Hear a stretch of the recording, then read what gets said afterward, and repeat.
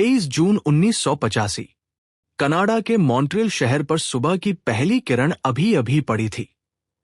Mirabel international airport के runway पर air India की फ्लाइट 182 खड़ी थी, जिसे दुनिया कनिष्क के नाम से जानती थी। उसकी सफेद और सुनहरी धारियां सूरज की रोशनी में चमक रही थी। इस विमान के अंदर 329 लोग सवार थे, जिनमें से ज्यादातर भारतीय परिवार थे। कोई कनाडा को अलविदा कह रहा था तो कोई अपने वतन लौट रहा था। कैप्टन हंस सिंह नरेंद्र ने एयर ट्रैफिक कंट्रोल से उड़ान की अनुमति ली और विमान आसमान में धीरे धीरे ऊपर उठने लगा। लेकिन इसी विमान के अंधेरे कार्गो होल्ड में एक साधारण से सूटकेस के अंदर मौत की सुइयां चुपचाप चल रही थी। ये सूटकेस कनाडा के घने जंगलों और भारत के स्वर्ण मंदिर के बीच फैली एक भयानक साजिश का आखिरी सिरा था। इस साजिश का मास्टरमाइंड वैंकूवर में छिपा एक शख्स था, जो बब्बर खालसा का सरगना कहलाता था। ऑपरेशन ब्लू स्टार के दौरान स्वर्ण मंदिर पर हुए हमले ने इस आदमी के अंदर बदले की एक ऐसी आग लगा दी थी जो अब सिर्फ खून से बुझ सकती थी।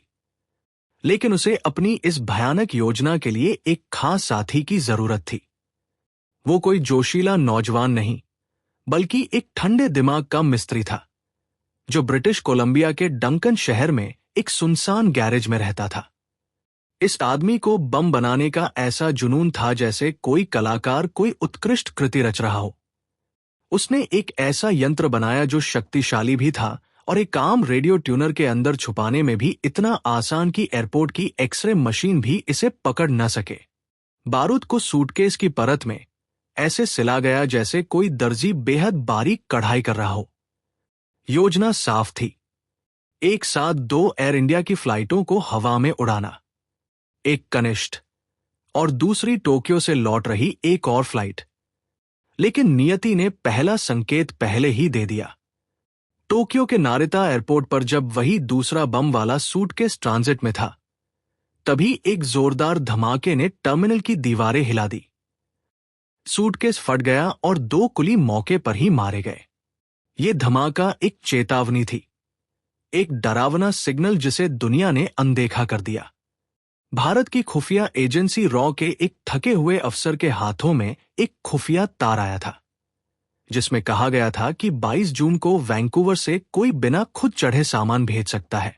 लेकिन नौकरशाही की देरी और कनाडा की राजनीतिक मजबूरियों के चलते ये चेतावनी किसी ठोस कार्रवाई में नहीं बदल पाई। वो अफसर सिर्फ बेबस होकर देखता रहा और 22 जून की शाम को वो सूटकेस फ्लाइट 182 के कार्गो होल्ड में चुपचाप रख दिया गया। रात के 8:15 पर कनिष्क ने मॉन्ट्रियल से लंदन के लिए उड़ान भरी। अटलांटिक महासागर के ऊपर सब कुछ सामान्य था। एयर होस्टेस खाने की ट्रॉली लेकर आगे बढ़ रही थी। कोई फिल्म देख रहा था, कोई सो रहा था। आयरलैंड का समुद्र तट जब करीब आया, तभी शैनन एयर ट्रैफिक कंट्रोल ने कैप्टन हंस सिंह से संपर्क किया। कैप्टन ने नियमित जवाब दिया और फिर अचानक स्क्रीन पर कनिष्क का सिग्नल गायब हो गया। 31,000 फीट की ऊंचाई पर एक जबरदस्त धमाका हुआ जिसकी आवाज शायद किसी ने नहीं सुनी। विमान का अगला हिस्सा धड़ से अलग होकर आग के गोले में तब्दील हो गया और वो विशाल विमान सीधा समुद्र की ओर गिरने लगा। सेकेंडों का खेल था। न कोई चीख, न कोई मदद की गुहार। आयरलैंड के तट से 190 किलोमीटर दूर कॉर्क काउंटी के पास समुद्र ने उन 329 आत्माओं को अपनी भयानक गोद में समेट लिया।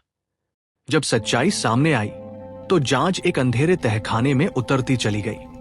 पता चला कि कनाडाई खुफिया एजेंसी सीएसएस के पास षड्यंत्रकारियों की टेलीफोन पर हुई बातचीत के टैप महीनों से मौजूद थे।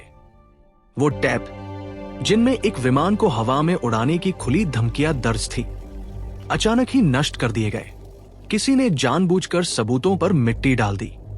ये महज एक हादसा नहीं था, ये जानबूझकर की गई लापरवाही और राजनीतिक साजिश का सबसे काला अध्याय था। मुकदमा सालों चला।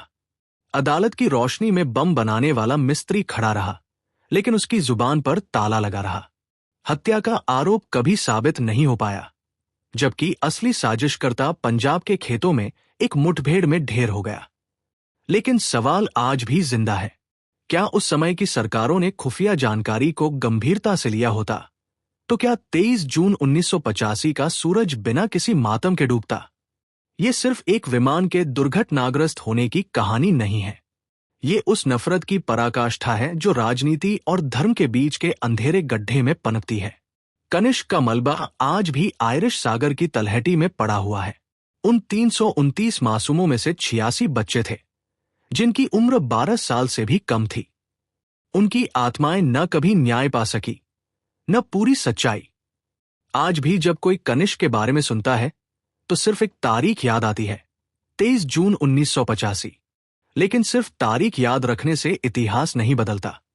सच्चाई यह है कि उस दिन का सूरज भले ही डूब गया, लेकिन उसके साथ जो 329 दिए बुझे, उनकी रोशनी के सवाल हमेशा के लिए आसमान में तैरते रहेंगे। एक जलते हुए विमान के उस सिग्नल की तरह जो अचानक ही रडार से गायब हो गया था और कभी लौटकर नहीं आया।